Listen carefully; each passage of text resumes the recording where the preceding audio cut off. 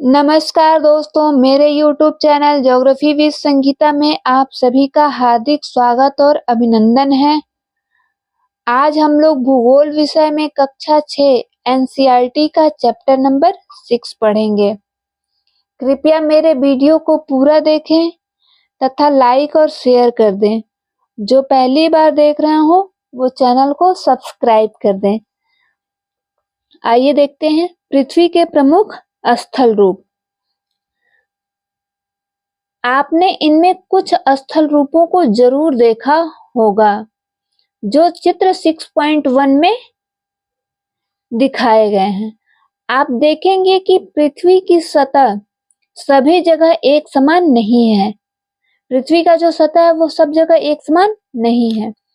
पृथ्वी पर अनगिनत प्रकार के स्थल रूप हैं। स्थल मंडल के कुछ भाग ऊंचे, नीचे तथा कुछ समतल होते हैं। स्थल के कुछ भाग क्या होते हैं? ऊंचे होते हैं, तो कुछ नीचे होते हैं, तो कुछ क्या होते हैं? समतल होते हैं। ये स्थल रूप दो प्रक्रियाओं के परिणाम स्वरूप बनते हैं। आपको यह जानकर आश्चर्य होगा कि मैदान जिस पर आप खड़े हैं उनमें धीरे धीरे गति हो रही है। पृथ्वी के अंदर लगातार गति हो रही है। आप जिस पे खड़े हैं उसमें क्या हो रही है? धीरे धीरे गति हो रही है और पृथ्वी के अंदर भी लगातार गति हो रही है। प्रथम या आंतरिक प्रक्रिया के कारण बहुत से स्थानों पर पृथ्वी की सतह कहीं ऊपर उठ जाती है तो कहीं धंस जाती है। आंतरिक प्रक्रिया के कारण क्या होता है? कहीं पर ऊपर उठ जाता है और कहीं क्या होता है? नीचे धंस जाता है। क्या आप जानते हैं पहाड़ी वह स्थलीय भाग है जो कि आसपास की भूमि से ऊंची उठी होती है। पहाड़ी जो होती है वो क्या होती है? आसपास की जमीन से ऊंची उठी होती है। 600 मीटर से अधिक ऊंचाई एवं खड़ी ढाल वाली पहाड़ी को पर्वत कहा जाता है। 8000 मीटर से ऊंचे कुछ पर्वतों के नाम बताइए। जो 8000 से ऊंचा है उससे ऊंचे कुछ पर्वतों के नाम बताइए। अभी यहाँ पे फिगर में देखते हैं। ये पर्वत है, पठार है, झील है, ये नदी है और ये नदी का मुहाना है, ये डेल्टा है, सहायक नदी है, वितरिका है, मैदान है, ये स्थल संधि है, प्रायद्वीप है, तट है, जल संधि है, द्वीप है, ये समुद्र है, ये पहाड़ी है, ये पर्वत श्रृंखला है। छोटे जलीय रूप को हम क्या कहते हैं? झील कहते हैं। और जो बहुत बड़े एरिया में होता है उसको महासागर या सागर कहते हैं। नदी मुहाना, नदी मुहाना वो होता है जहाँ पे नदी आकर के गिरती है, उसको हम क्या बोलते हैं? नदी का मुहाना बोलते हैं। समुद्र में आकर गिरती है वहां। और डेल्टा, जो नदी अपने द्वारा लाए गए मलबा को यहाँ बिछाती है उसी को हम क्या बोलते हैं? डेल्टा बोलते हैं। वितरिका वो होता है जब नदी टेढ़े मेढ़े आकार से होकर के बहती है, उसी को हम वितरिका कहते हैं।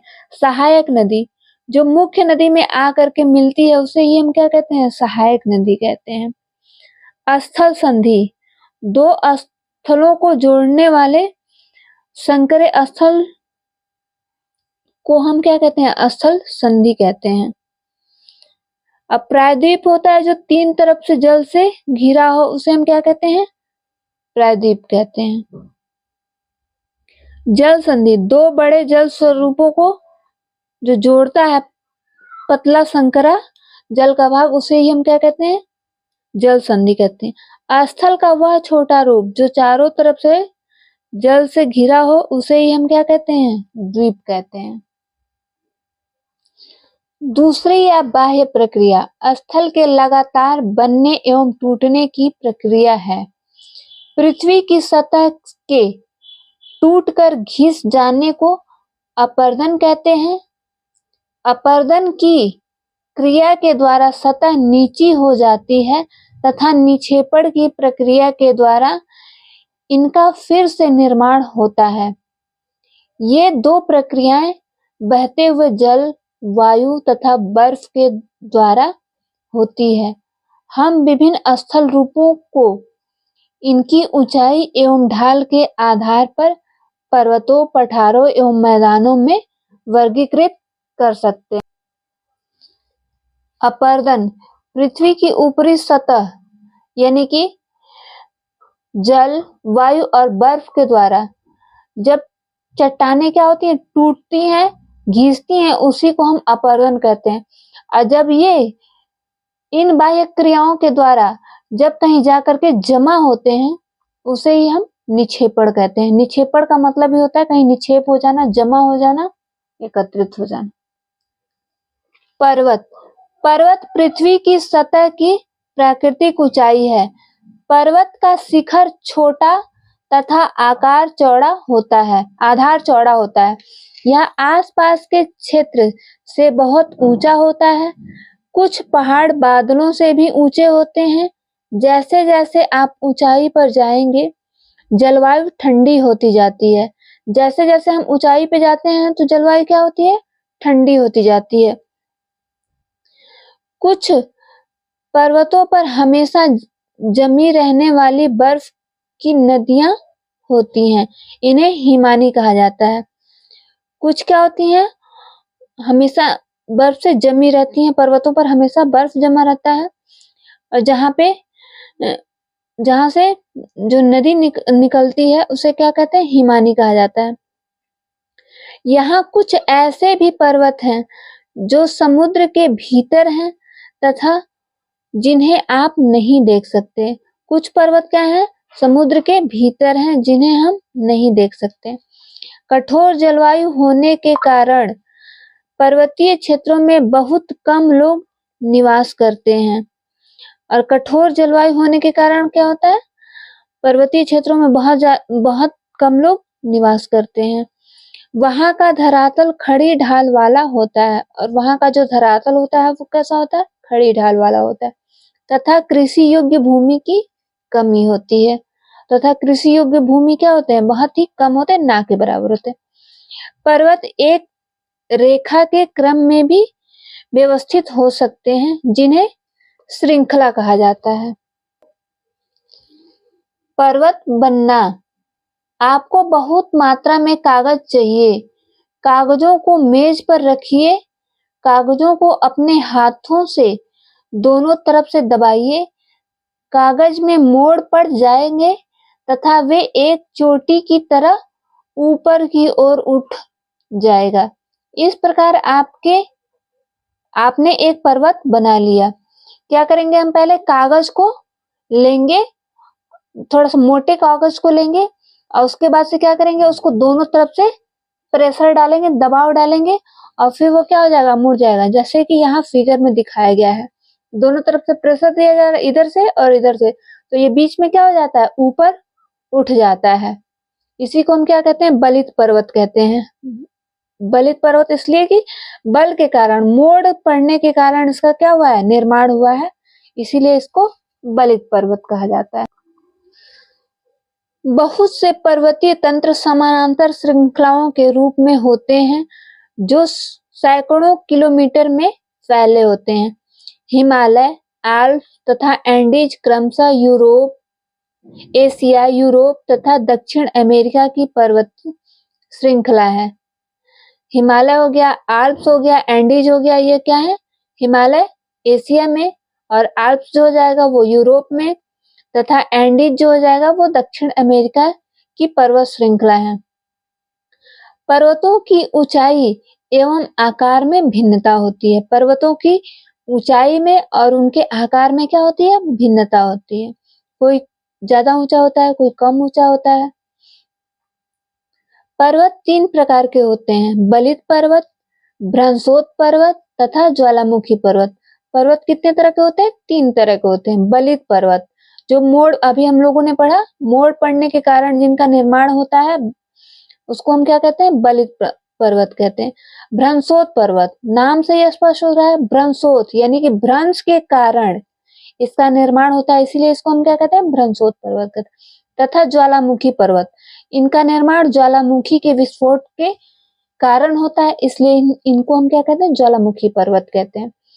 हिमालय तथा आल्प्स बलित पर्वत हैं। हिमालय और आल्प्स कैसे हैं, बलित पर्वत हैं। इन दोनों का निर्माण बल पड़ने के कारण हुआ है, इसीलिए इन्हें हम क्या कहते हैं, बलित पर्वत कहते हैं।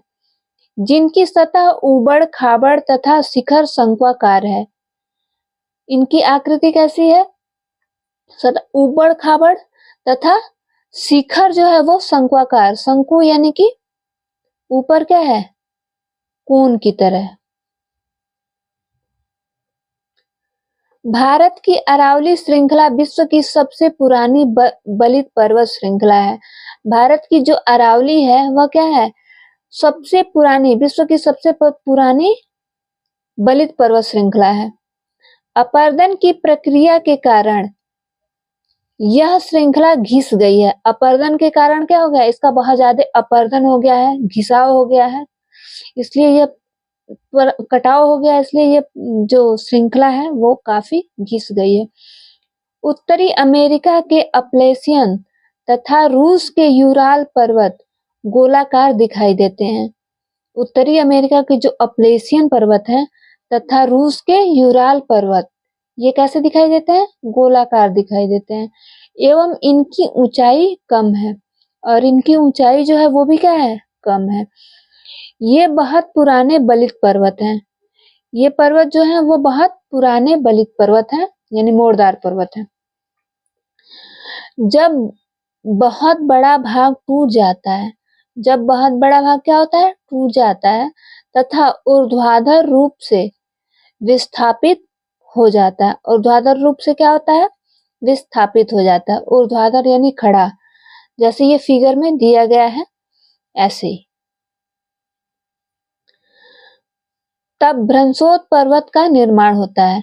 तब क्या होता है, भ्रंशोत पर्वत का निर्माण होता है। जैसे ये दो चट्टान के जो टुकड़े हैं ये क्या हो, ऐसे खड़े हैं, और बीच का जो हिस्सा है वो क्या हो गया, नीचे धंस गया है।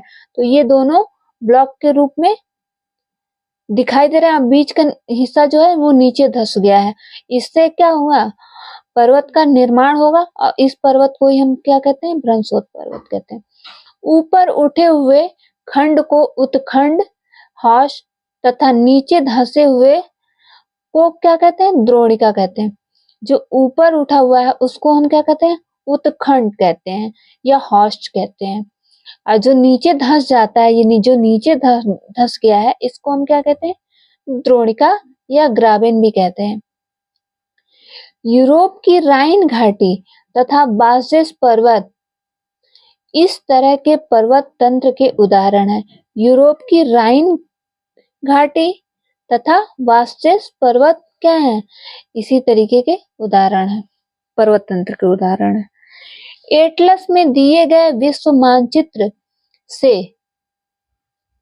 इनकी स्थिति को बताइए। एटलस में विश्व मानचित्र से क्या करेंगे, इसकी स्थिति को बताएंगे तथा इस प्रकार की भू आकृतियों के कुछ और उदाहरण का पता लगाइए, तथा इस प्रकार की जो कुछ और भू आकृतियां हैं उनका हम क्या करेंगे, पता लगाएंगे कि और कौन कौन से हैं जो ब्लैक पर्वत हैं, भ्रंशोत पर्वत हैं। ज्वालामुखी पर्वत ज्वालामुखी क्रियाओं के कारण बनते हैं। ज्वालामुखी पर्वत जो होते हैं वह क्या होते हैं, ज्वालामुखी क्रिया के कारण बनते हैं। अफ्रीका का माउंट किलिमंजारो, अफ्रीका का जो माउंट किलिमंजारो है तथा जापान का फ्यूजियामा इस तरह के पर्वत के उदाहरण है। किलिमंजारो तथा फ्यूजियामा ये कैसे पर्वत के उदाहरण है, ज्वालामुखी पर्वत के उदाहरण है। पर्वत बहुत लाभदायक होते हैं। पर्वत जल के संग्रहागार होते हैं। पर्वत जो होते हैं वो जल के क्या होते हैं, संग्रहागार होते हैं। बहुत सी नदियों का स्रोत पर्वतों में स्थित हिमानियों में होता है, और बहुत सी नदियां क्या होती हैं, इन्हीं पर्वतों में स्थित हिमानियों से ही निकलती हैं। जलाशयों के जल को लोगों तक पहुंचाया जाता है। पर्वत के जल का उपयोग सिंचाई तथा पनबिजली के उत्पादन में भी किया जाता है। इन जल का उपयोग सिंचाई में और पनबिजली, पानी से बिजली बनाने में भी क्या किया जाता है? उपयोग किया जाता है। नदी घाटियां तथा वेदिकाएं कृषि के लिए उपयुक्त होती हैं। नदी घाटियां और जो वेदिकाएं होती हैं वह क्या होती हैं? कृषि के लिए उपयुक्त होती हैं। पर्वतों में अलग अलग प्रकार की वनस्पतियां तथा जीव जंतु पाए जाते हैं। पर्वतों में अलग अलग तरह की वनस्पति पाई जाती है, पेड़ पौधे पाए जाते हैं तथा जीव और जंतु पाए जाते हैं। वनों से हमें ईंधन, चारा, आश्रय तथा दूसरे उत्पादन जैसे गोंद, रेजिन इत्यादि क्या होते हैं? प्राप्त होते हैं। वनों से हमें क्या क्या प्राप्त होते हैं? ईंधन प्राप्त होता है, चारा प्राप्त होता है, आश्रय प्राप्त होता है तथा दूसरे उत्पादन जैसे गोंद, रेजिन इत्यादि क्या होते हैं? प्राप्त होते हैं। सैलानियों के लिए पर्वतीय भाग उपयुक्त स्थान है। ये पर्वतों की यात्रा उनकी प्राकृतिक सुंदरता को देखने के लिए करते हैं। जो सैलानी होते हैं, टूरिस्ट होते हैं, वो क्या करते हैं? पर्वतों की यात्रा उनकी प्राकृतिक सुंदरता को देखने के लिए करते हैं। विभिन्न प्रकार के खेल जैसे paragliding, hang gliding, river rafting तथा राइकिंग पर्वतों के प्रचलित खेल हैं। क्या आप हिमालय में स्थित कुछ ऐसे स्थानों के नाम बता सकते हैं जहां ये खेल खेले जाते हैं? जैसे ये ज्वालामुखी पर्वत का क्या है? उदाहरण है। अत्यधिक दाब से मैग्मा का निर्माण। धरातल के अंदर अत्यधिक दबाव के कारण मैग्मा का निर्माण होता है और ये विस्फोट करके ऊपर क्या होते हैं? ऐसे निकलते हैं। किनारों से निकलती पिघलती चट्टानों लावा कहलाती हैं। जो चट्टानें निकलती हैं इसे हम क्या कहते हैं? लावा कहलाते हैं। और जो टुकड़े के रूप में निकलता है इसको बम कहते हैं। ऊपर से क्या निकलता है? राख निकलता है, भाप निकलता है, गैस और ये धुआं वगैरह सब निकलते हैं। फिगर में दिया गया ये ज्वालामुखी पर्वत है। ये जो पर्वत है वो क्या है? ज्वालामुखी पर्वत है। पठार। पठार उठी हुई एक सपाट भूमि होती है। यह आसपास के क्षेत्रों से अत्यधिक उठा हुआ होता है तथा इसका ऊपरी भाग मेज के समान सपाट होता है। इसका ऊपरी भाग जो होता है वो मेज के समान सपाट होता है। किसी पठार के एक या एक से अधिक किनारे होते हैं जिसमें ढाल खड़े होते हैं। पठारों की ऊंचाई प्रायः कुछ 100 मीटर से लेकर के कई हजार मीटर तक हो सकती है। पर्वतों की तरह पठार भी नए या पुराने हो सकते हैं। जैसे पर्वत नए और पुराने होते हैं वैसे ही पठार भी नए और पुराने क्या होते हैं? हो सकते हैं। भारत में दक्कन पठार पुराने पठारों में से एक है। भारत में जो दक्कन का पठार है वह क्या है? पुराना पठार है, पुराने पठारों में से एक है।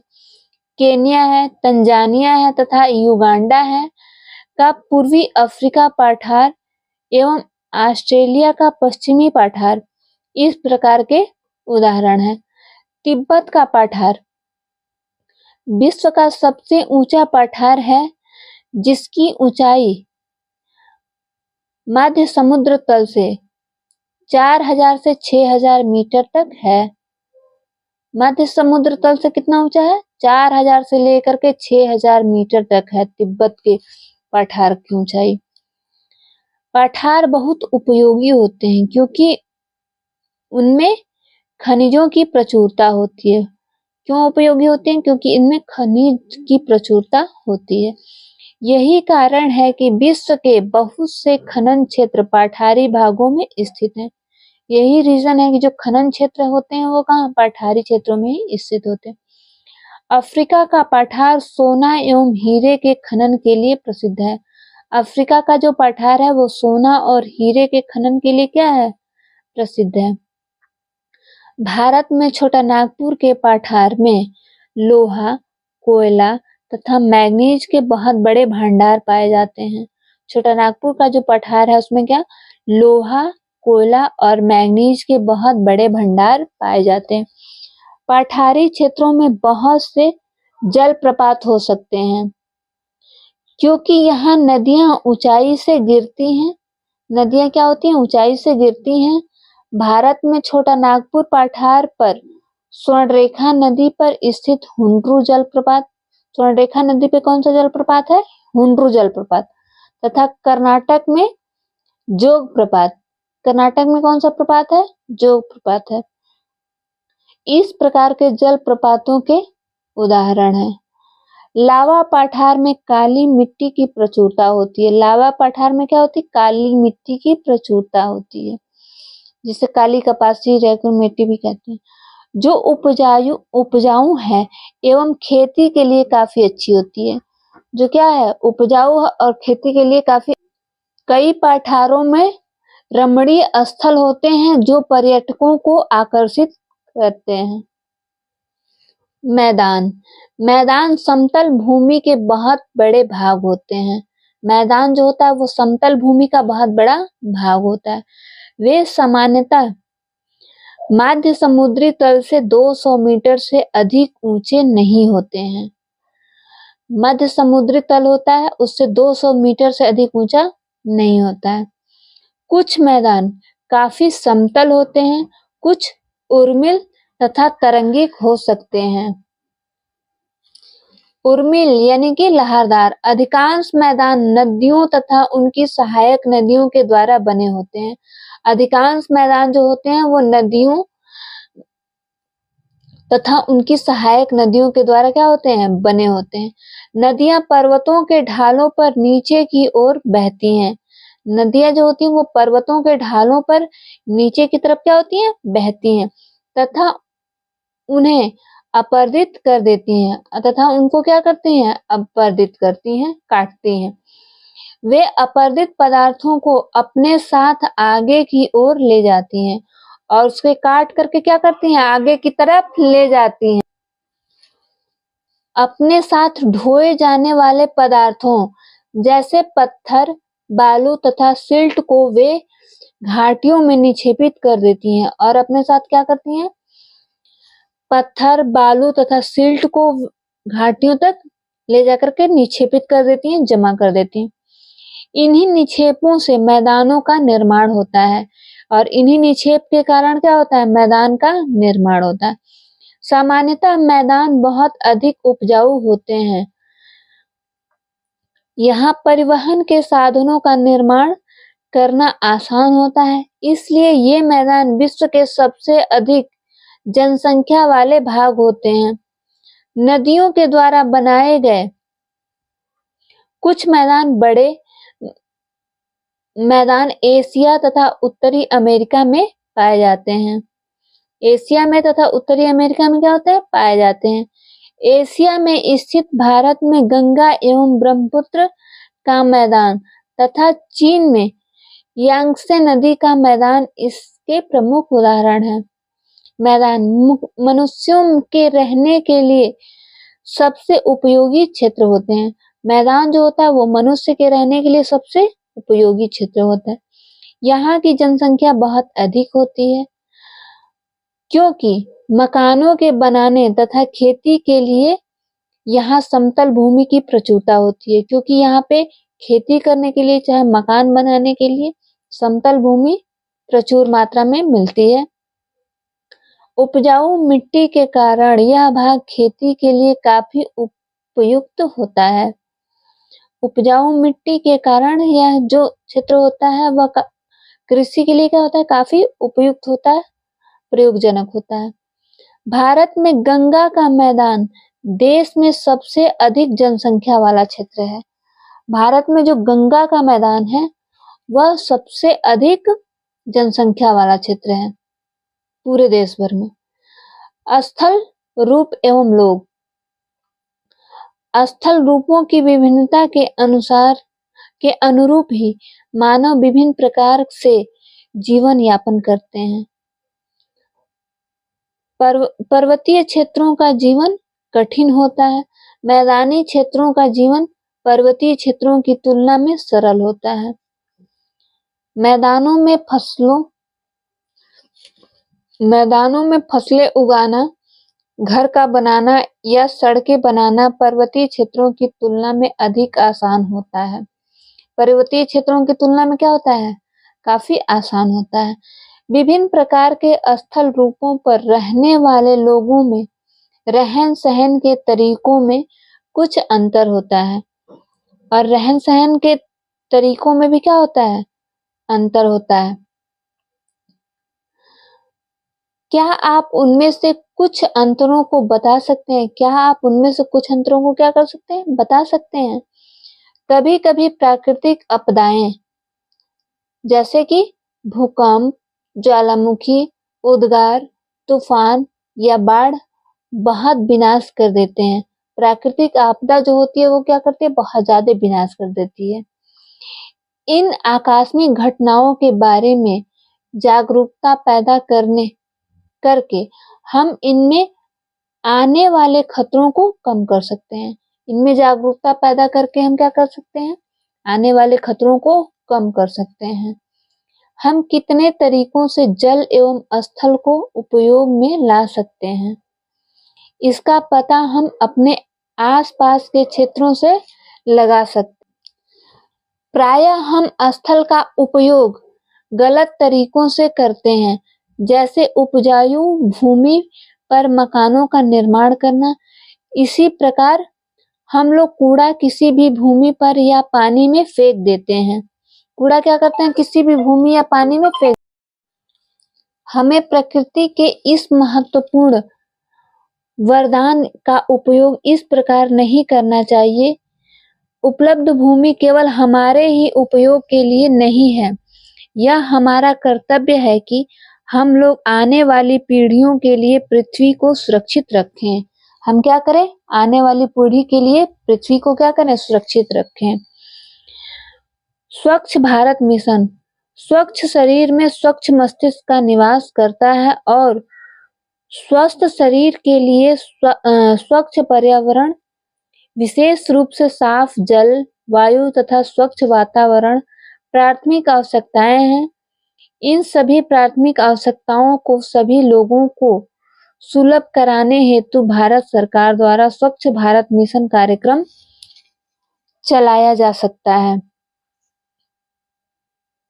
अब ये चित्र को देखते हैं।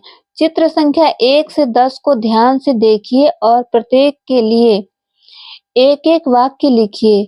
चित्र संख्या 1, 2 तथा 7 में दिखाए गए स्थल रूपों के नाम बताइए। चित्र संख्या 9 में दिखाए गए स्थल का उपयोग किस कार्य के लिए हो रहा है, और चित्र संख्या 3, 6, 8 तथा 9 में आपको कौन सी गतिविधियां दिखाई दे रही हैं। एक में ये रेगिस्तानी एरिया है, इसमें ऊंट से सवारी करते हैं। ये जो 2 में दिया गया है वो समुद्र के किनारे वाला एरिया है। ये समुद्र है जिसमें नाव जहाज चल रही है। और ये चौथे में है, ये पहाड़ी एरिया में, ये जो पेड़ के किनारे किनारे ये जो पेड़ों पे घर बने हुए, ये पहाड़ी एरिया में बनते हैं। ये 5 में मैदानी एरिया का आवास है, और ये बागान है जिसमें ये टोकरी पीठ पे लगा करके ये लोग काम कर रहे हैं। ये नदी वाला एरिया है, और ये पहाड़ी एरिया है जिसमें भेड़ बकरियां लोग चरा रहे हैं। और ये बर्फ वाला एरिया है जिसमें सड़कों पे बर्फ दिखाई दे रही है। पर्वत पठारों से भिन्न होते हैं ऊंचाई में, ढाल में, अभिमुखता में। तो ऊंचाई में हिमानी कहाँ पाई जाती है? पर्वतों में, मैदानों में, पठारों में। तो पर्वतों में। दक्कन पठार कहाँ स्थित है? केन्या में, ऑस्ट्रेलिया में, भारत में। तो भारत में। यांगत्से नदी कहाँ बहती है? दक्षिण अमेरिका, ऑस्ट्रेलिया, चीन। तो चीन में।